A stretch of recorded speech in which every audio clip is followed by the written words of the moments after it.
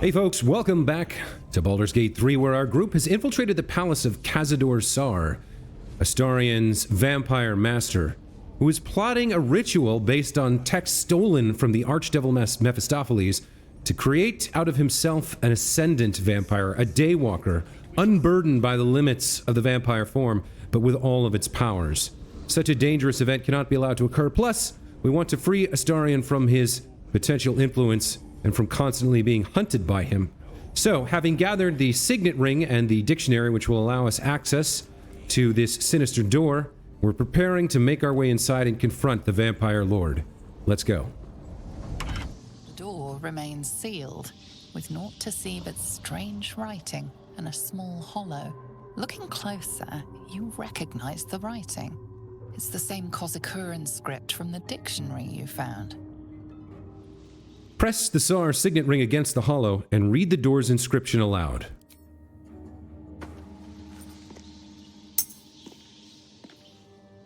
The ring slots perfectly into place, and the door swings open.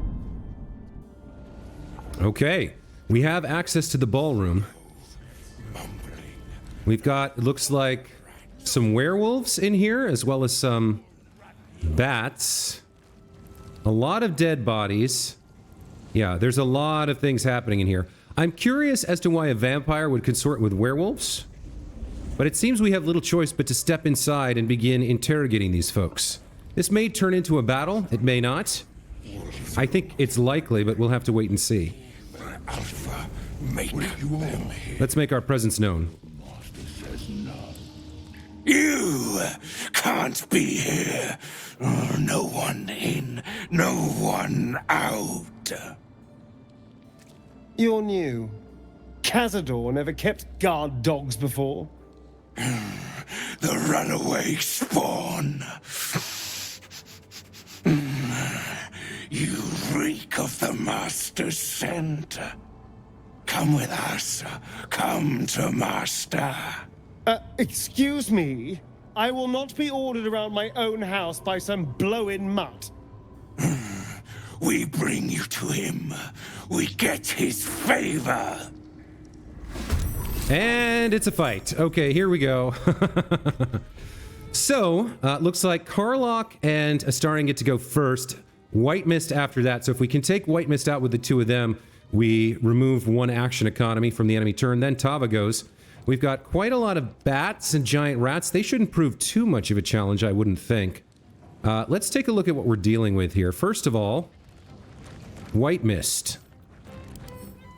A level 12 wolf. This is a beast. So this may not be... Actually, this may not be a werewolf. This may be an actual beast. Has pack tactics, grants advantage on attack rolls if one of its allies is within range. So that's very dangerous. Has opportunity attack, alert, can't be surprised. That's fine. Now, I'm pretty sure we have a scroll of Dominate Beast on someone. We have a scroll of Dominate Person.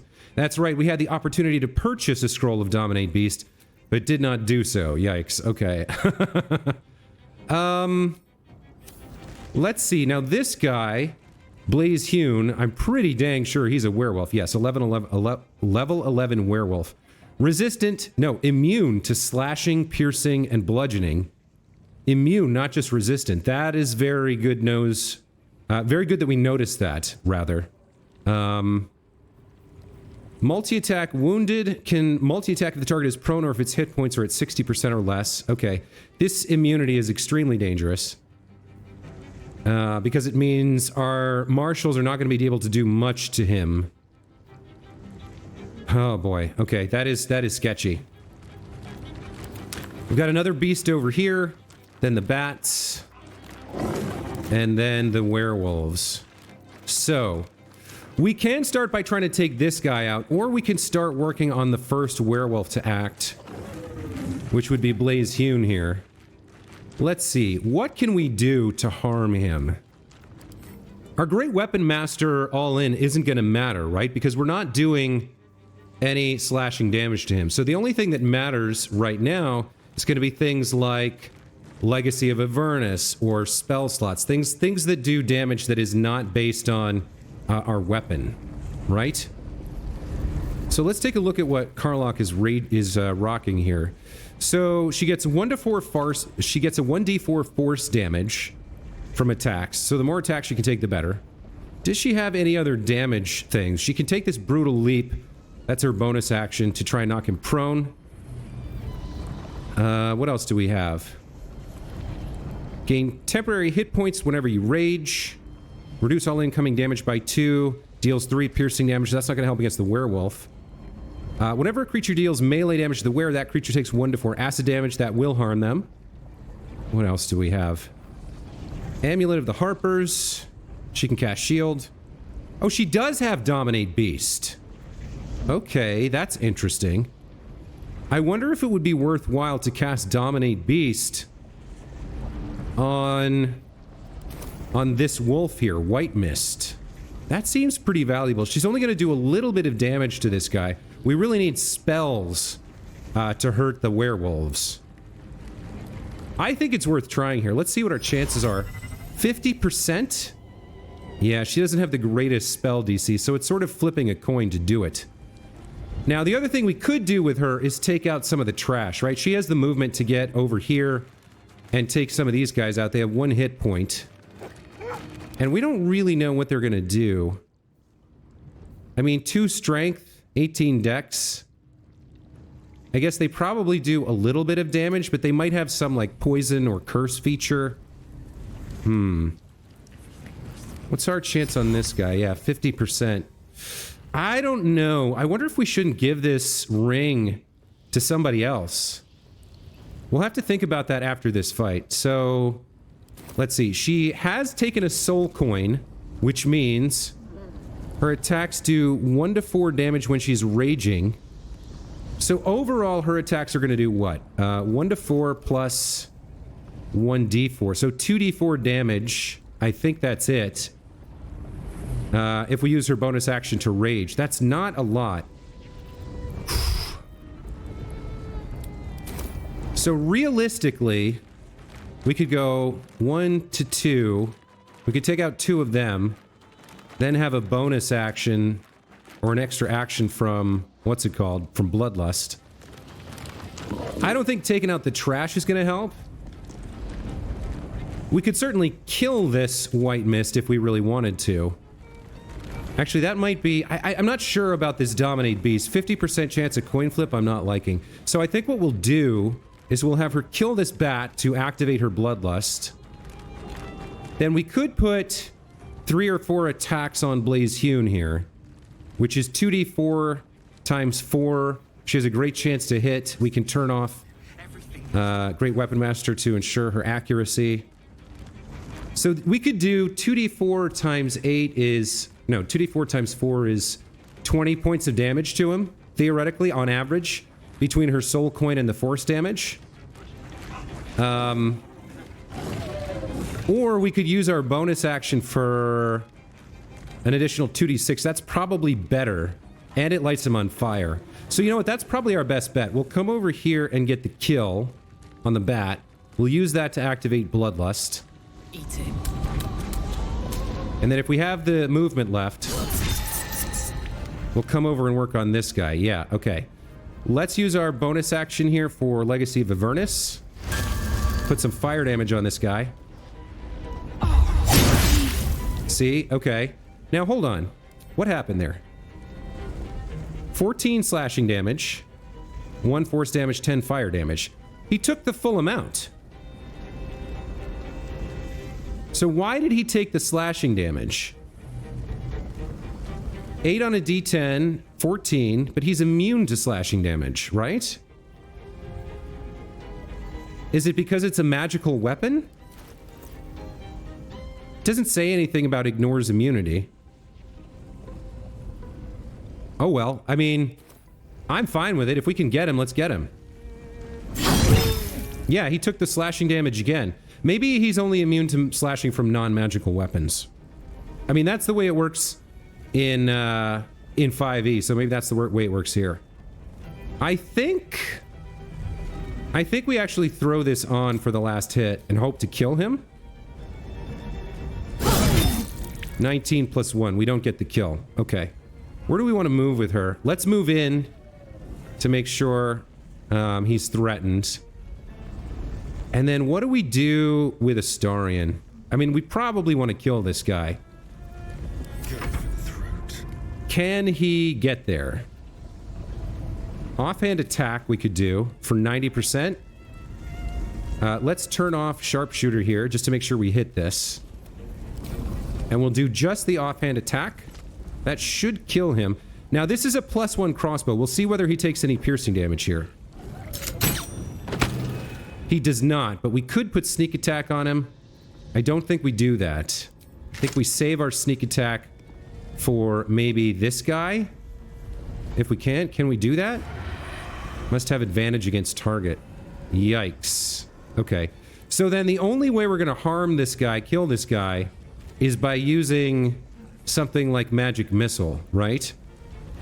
That's why he has level 1 spell slots. Let's do that. One of these is guaranteed to do 2 damage, right? Because it's a d4 plus 3, yeah.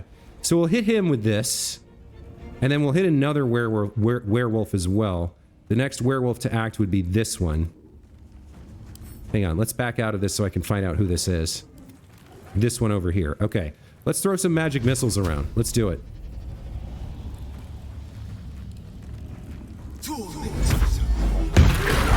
Okay, that takes one of them out and finishes Astarion's turn. This dog, White Mist, is going to get to go. He's probably going to attack Karlach. Let's see. He should take some acid damage if he does. No, he's going to use a Savage Howl ability, which increases the movement speed by 5 meters and gains 20 temporary hit points. Wow. All right, well, that sucks.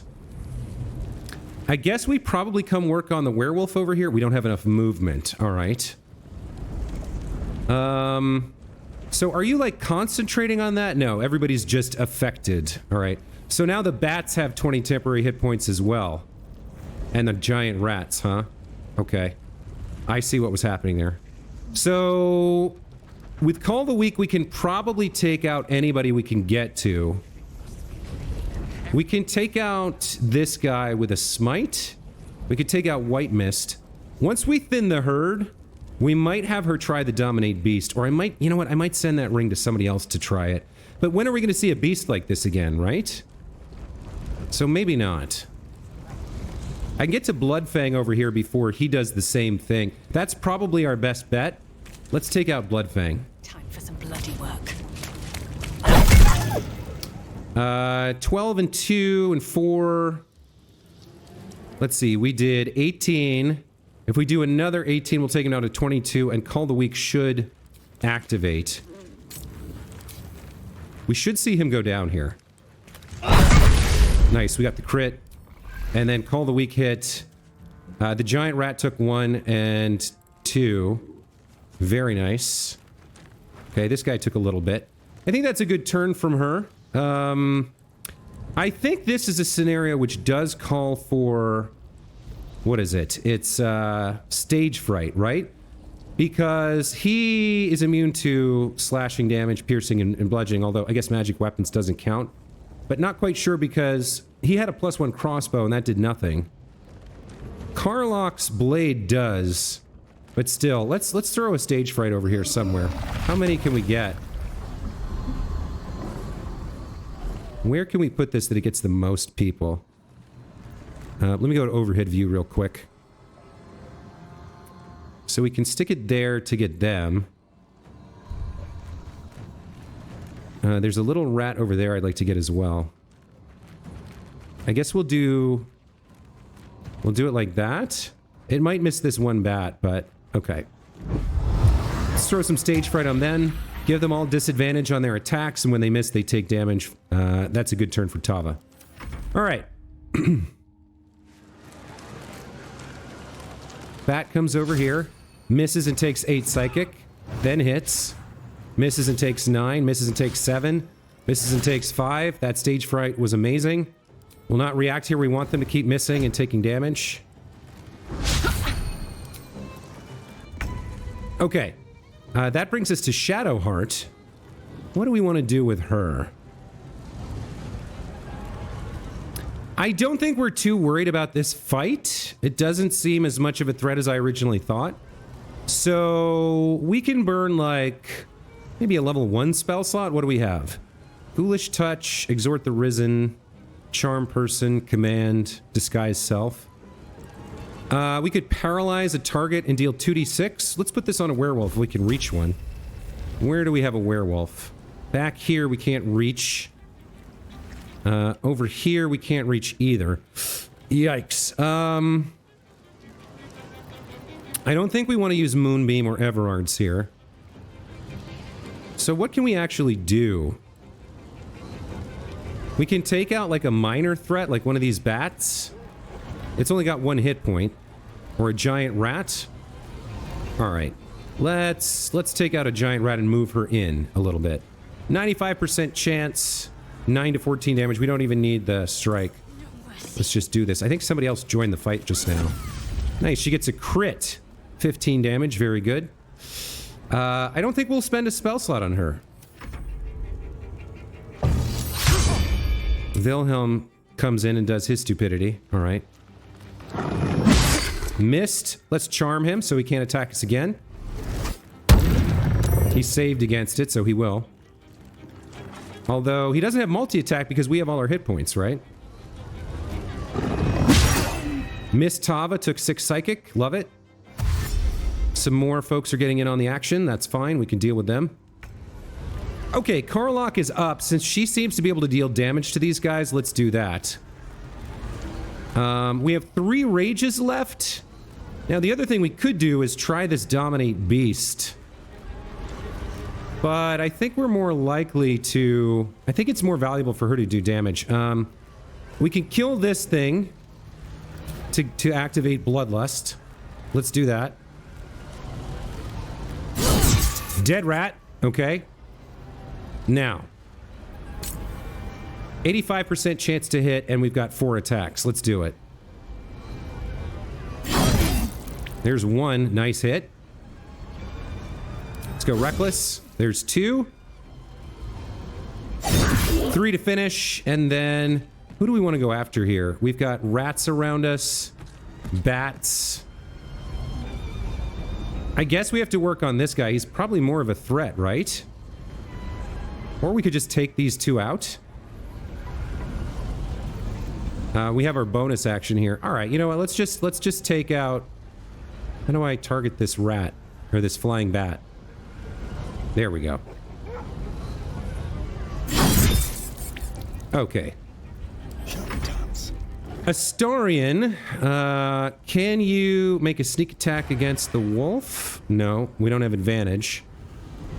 We can go hide somewhere, though. We can get to here. Cunning action hide. Apparently we did take an opportunity attack. Alright, let's use our cunning action to hide. And then let's sneak attack somebody. So our bow, our crossbow here, is the Hellfire hand crossbow. So I feel like it should damage this guy. Let's see. Yeah, critical hit. 5652, instantly killed. Very nice. That's what all that crit stacking is for. Okay, that's a good turn from Astarion. This wolf gets to go. We'll take the opportunity attack. Miss. Who's he going after? Astarion? Oh, he's just coming over here, huh? Okay. Well, we've got 2 hits with Tava. I guess we take these trash out. Oh, really? We missed that? Yikes. Okay, well, that's fine.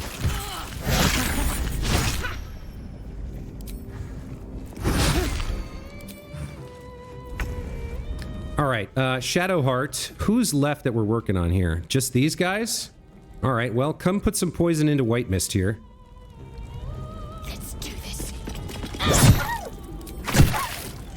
There we go, 13 points. We'll take that. These guys can come in and do whatever they're gonna do.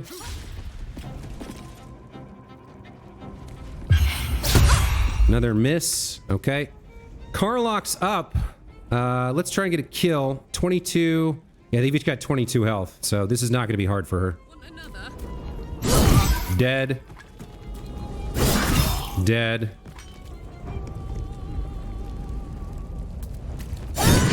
Critical hit, dead. And then what do we have left? A couple of rats on the floor somewhere? Yeah, okay.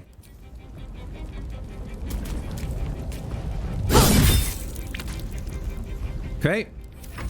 And then Astarion to finish can stab this rat in the face. Or in the back.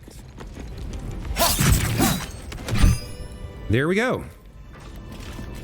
Okay, so we've cleared the entryway hall here, added to the amazing amounts of blood and gore, and killed off a couple of willing servants here.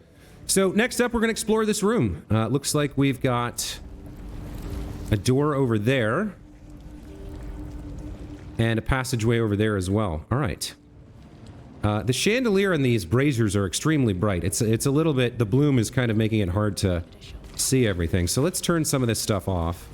Calm down the lighting effects in this room. Then we'll start exploring and looting. Is anybody actually hurt? Karlach has 22 temporary hit points. Tava has 5. She lost a little bit of her Shield of Thralls there, but that's okay. That's what it's for.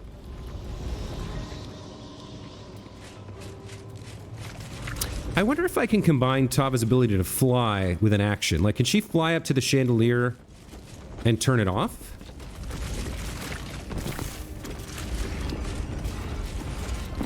Damn, look at all these lights. It's kind of crazy.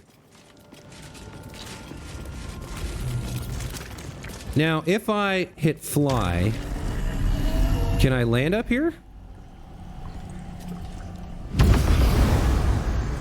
No, it just travels her over there. All right.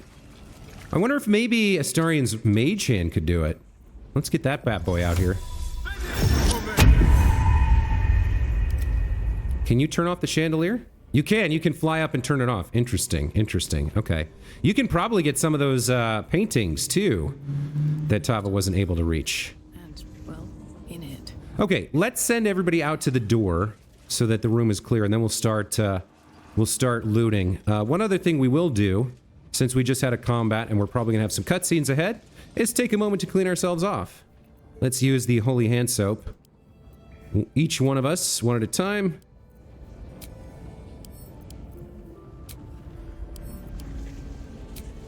There we go.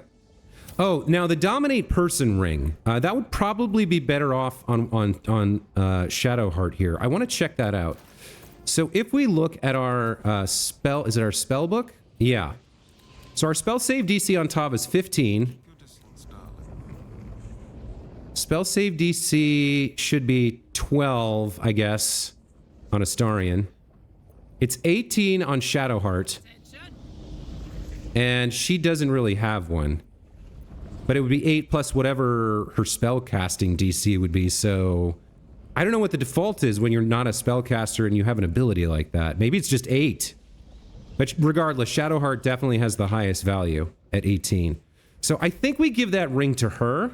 But then what are we trading out? What is she wearing? Exhort the Risen and Ghoulish Touch. Well, those are both interesting. And then Invisibility and Blur. She's never using these. She's never using these at all. So let's take this off. Let's give the Keepsake ring to Shadowheart. Let's get on with it. We'll take this off and put this on, the Keepsake ring. So she can maybe cast Dominate Beast if we meet another wolf like that. And then... Where's... I mean, I guess Karlach... Well, when she's raging, she can't maintain concentration on a spell. So... What other rings can we put on her that nobody else is wearing? Deception +1, light, cantrips, advantage on insight checks is not bad for her. But something like this, I guess she could cast it before a fight. If she casts Blur on herself, then she doesn't necessarily have to use Rage, right? There's also the Szarr family ring and Love's True Caress. I really don't see us using these, Blur and Invisibility. And you know what else? Wearing this ring may reveal a secret somewhere in here. So for now, let's have her wear the Szarr family ring. And then, is Blur and Invisible something that Tava could use? No, she's got damage rings on. While concentrating on a spell, the wearer's weapon attacks deal an additional 1 to 4 damage. Trust me. It's iffy. This gives him invisibility, so the other ring is a straight upgrade because it gives him invisibility and blur. So we can put that on. Treader by Twilight we need. Don't burn yourself. Okay. I think that's fine. So we have a ring that grants invisibility if we need it. Alright, let me split up the group here and go in with Tav and start doing our looting routine. Let's see what we find in here. Start with this vase. There's nothing. We do have a doorway over here to the office. We'll come back and check that in a moment. Nothing in the vase there. We'll go around the perimeter of the room first and work our way inwards. Second door here, or invisible something? This looks like a doorway. But, if it is, I mean, it's got stairs leading up to it, right? But it seems like it's boarded over. It's not an illusion. It's not something we can attack either. Huh. This is a little sketchy, if you ask me. Got a stuffed boar's head over it. Can she... What happens if she shoots this thing?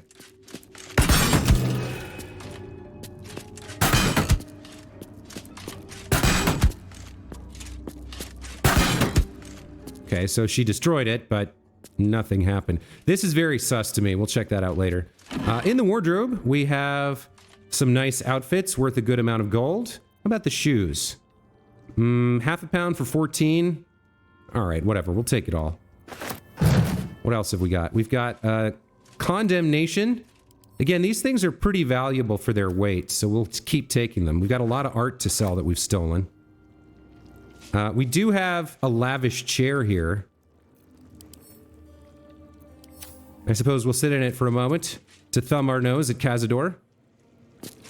Actually, that might make for an interesting screenshot to put Tava here and then, like, Shadowheart at her right hand and maybe Karlach at her left. And then maybe have, like, Astarion kneeling. I might come back and do that. All right, Sanseverina. What is this? Sanseverina? She has 2 copies of I'll Get You In. Sansi, I've been invited to a play at a party at the Saw Palace tonight in their ballroom. Show the Chamberlain at the door this note, and he'll let you in to join me. Wear your best dress, Kalira. All right. What else have we got going on here? Some more art. We have the Gates Pub Crawl Guide. This excerpt from the Gates Pub Crawl Guide suggests that more than one drink was imbibed during its writing. Everyone goes on about the elf song, how iconic it is, how interesting its ghost is. Well, boo, I say. I wish to have music, drama. And I can't, with a spirit jealous enough to stop any but itself performing. Therefore, it is with stupendous delight that I suggest many other glorious boozing establishments. Take the Blushing Mermaid, where you can watch Shimmer the Siren dazzle the crowd, or simply enjoy its swashbuckling patrons singing shanties and beating one another into oblivion. Or mayhaps you have fancy for a delightful venue with live music and the most sour waitstaff you've ever met. If so, the Singing Lute is for you. Tucked away by the harbor, it's perfect for a romantic evening. If nothing else, Hank's delightful demeanor will make you grateful for your beloved. However, there remains another watering hole, one that only the most daring, the most courageous of patrons should go to. Should you wish to test your mettle and rub your shoulders with the city's secret underbelly, I can only tell you this. Enjoy the guild hall. Okay. Got a few more clothes here, but these are of the cheaper variety. We'll leave this door for later and continue around the interior of this room. We have a flute. How valuable is that? 14 gold, not really all that great. Some sheet music. For General Sandro's Death Suite, a funerary celebration in 3 parts.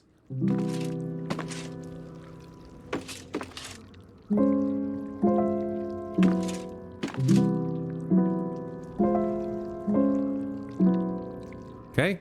A hand drum and a war drum. Are these worth anything? Hand drum, 14 gold. War drum, 25 for 2. Not really. We've got a dead bat. Nothing. this is another one of those things that looks like it could be a secret doorway, but isn't, I guess. And then coming back around to the entrance, we have... Oh, there's a couple violins here that I missed. Are they worth anything? 14 gold for half a pound? Not really. All right. So this lever, I'm assuming, closes the door, right? And then opens it?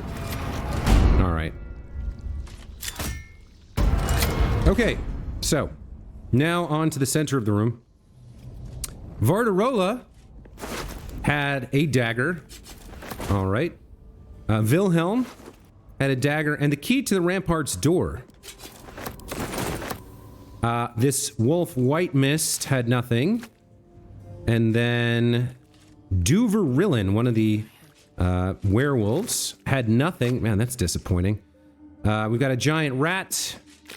Nothing. Bloodfang. Nothing. Yikes, all these animals had nothing on them.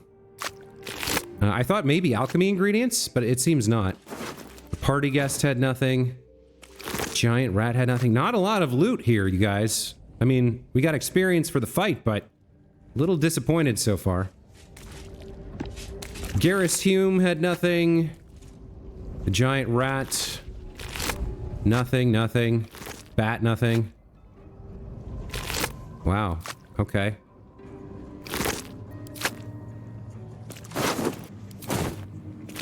Okay. Kind of a crappy looting spree there. What? You know, hey, it's over, so at least we got that going on. Let's start examining the rooms over here. So, we have the office hall. Let's check this out.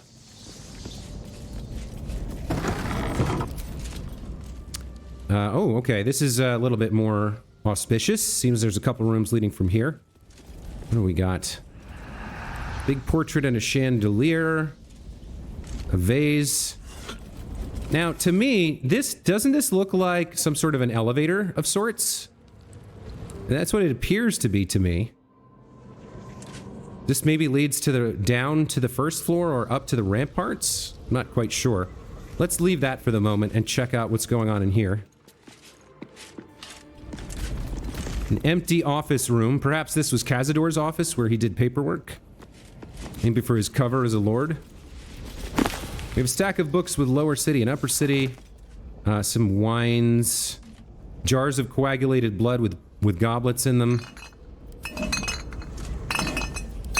I wonder if Astarion would enjoy drinking this. So, jar of coagulated blood. No, okay. There's no option for him to use this. Alright. Can't give up now. Coming over to the desk, we got a row of books. The Annals of Baldur's Gate, not that interesting to me. We have the Party Planner. This seems to be the working notebook used by a certain Chamberlain de Fay to plan Cazador's gatherings in the mansion ballroom. Functions are divided into two categories, those for invited guests and those for involuntary guests. The entertainment for the latter category being considerably more sinister than the former. The final handwritten entry is below. Master has ordered a special party. A final feast, he said. This will be my ultimate test, but I am prepared. And I'm sure the guests, both invited and involuntary, will be thrilled to participate. Well, a certain type of thrilling, I suppose, for varying definitions of the term. What do we got? In the desk itself, nothing but a quill and ink. And then therapeutics, not interested in that. Boy, not a lot going on in some of these rooms. I'm expecting, like, you know, riches or magic items, but we're not seeing any of that. All right, so we got two more rooms off the main one. Let's check out the dais here. Cursed to put my hands on everything. You stand on a clean metal platform. A beautiful but antiquated elevator. There are some scuffs to show its age, signs of things dragged onto it over the years. But it seems to be in good working order. What in the hells? I never knew this was here. This was always Cazador's private quarters. Only he ever came in here. Well, him and the unfortunate souls we brought to feed him. Okay, we're gonna leave this for later. That probably takes us to where Cazador and his ritual are. So we'll explore the rest of this area first, and then we'll descend down there. Okay, back over here. This is still bothering me, the fact that I can't do anything here. Seems like I should be able to. Can she get up on these roof beams or anything like that? No? Okay. Then that really only leaves the one room over here. If I look at the map... We've been over there. Yeah, okay.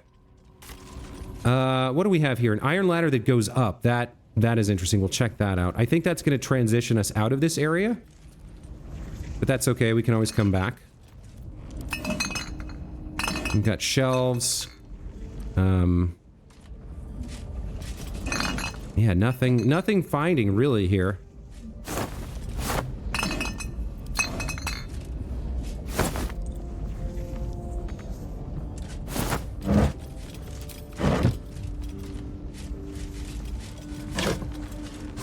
So I think the iron ladder probably takes us back out to the wall, right? Out of the palace and onto the wall. It seems likely. What is this? Camp supplies? Okay, so all the goodies have to be down that elevator. Let's just see where this goes. Oh, it doesn't go to the wall. Interesting. Some sort of solarium? We've got a crystal vase here. Okay, not something we can take with us, apparently. Bunch of camp supplies. Sure, why not? What else have we got? Barking. Can we rest? Oh, not anytime soon, honey. We haven't used any resources yet. We'll take the silver glass. We'll check the scrolls. What do we have here? Alturiac 1477. That's a date. And the butler's cane has a knob on the end. I'm assuming this is... Yeah, okay. This comedy of errors centers around the butler, Vincent Raspington, who, though he is a silly dragonborn with stiff manners and a generally baffled attitude to the goings-on of a fine, fair ladies and their gentlemen, ends up going arse over tea kettle into extremely erotic situations with the local nobility. Needless to say, he's unprepared for it. There's a particularly good sequence in which Vincent, a 7-foot-tall dragonborn, must pretend to be a shy little gnome named Missy Wimplesnatch during a banquet. Guffaw, famar, hee-hee-ho-hum, etc. The butler's cane has a knob on the end. A very entendred title. And then Alturiac 1477. This is some sort of history? Ooh, okay. This is by Amanita Szarr. So perhaps Cazador's wife or daughter? His niece. Okay. Until I was 13 years of age, I didn't know that Uncle Cazador was a vampire. That indeed my entire family were vampires, going back generations. Growing up on the Szarr country estate near Angevled, raised by old family servants, I rarely visited our city palace in Baldur's Gate, and when I did, I couldn't wait to leave and return to the country. The city palace, straddling the wall between the upper and lower city, was more than creepy. It was somehow chilling. So it's unclear to me in 5e lore whether or not vampires can procreate, but if they can, or if parts of their family are left unturned to continue the line, as it were, obviously they would have to wait for the child to grow up in sunlight, in health, right? To grow up and learn about the world, to become an adult before they turn them, or they would be eternally stuck as a child, and that would be problematic in more ways than one, right? So Anita didn't know, didn't like the city palace. Here we go. This button is interesting. And we're not sure what her ultimate fate was. It may be that once she hit 18 or 20 or 25 or something, or 30, they may have then told her it's time for you to be turned, right? Let's press this button, see what happens. There we go. Secret area. Love that. How much are these worth? 30 for a pound? All right, take them.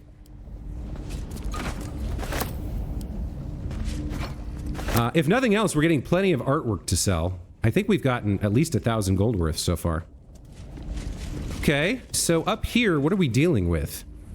What is this secret area? Who was kept up here, right? What was this for?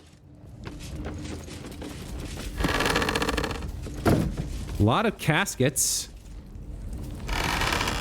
Finally, we get something. A gold ring.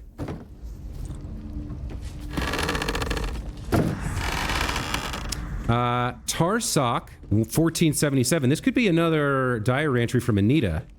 Yeah, Amanita. Okay. On my 13th birthday, I was summoned to the city palace by Uncle Cazador.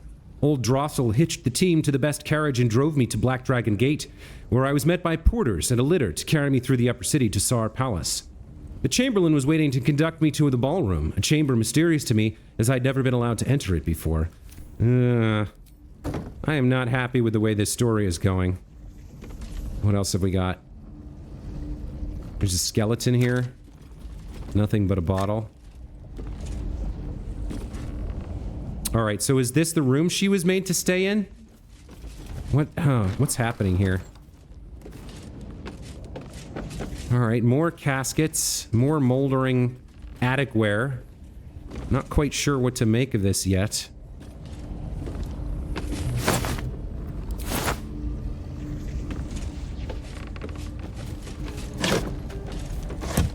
Piles of bones and empty caskets. Why is this hidden behind... Why is this hidden behind a secret door? I don't understand.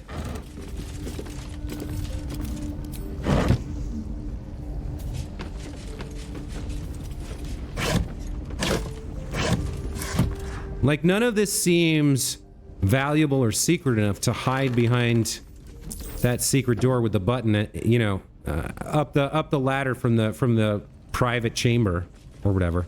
Guess we got another door here. We're slowly advancing towards whatever secret this place holds. I'm looking for more of Amanita's diaries. That's what I want to see. Okay.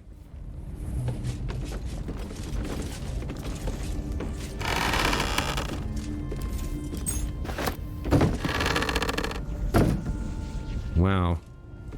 Oh boy, look at this. A torture rack. That's a stretching rack. Stacks of scrolls. Here we go. Kythorn 1477. Uncle Cazador made me a vampire, but I refused to participate in the family rites. He gave me the hunger, but he could not break my will. He had Blovard imprison me in the attic. I weakened. They sent up human blood, and eventually, I drank it. For a year, they stopped sending anything. I tore at the walls in frustration. Then they sent up a bound captive, Amanita Szarr. God, they turned her when she was 13? That is so fucked up. And then they forced her to starve so that she would eventually drink. They made her... I mean, they made her do it, right? Starvation and the will to survive are incredibly powerful drivers of human behavior. No, I don't actually want this. I wanted to see if there's anything inside it. Yikes. Okay, so I think we found out the secret up here, what they did, right? How they tortured this poor 13-year-old girl vampire and forced her to drink human blood to kill for it, in point of fact. There's another button here. Oh boy, okay. Well, here's what I've been looking for. Here's all the treasure.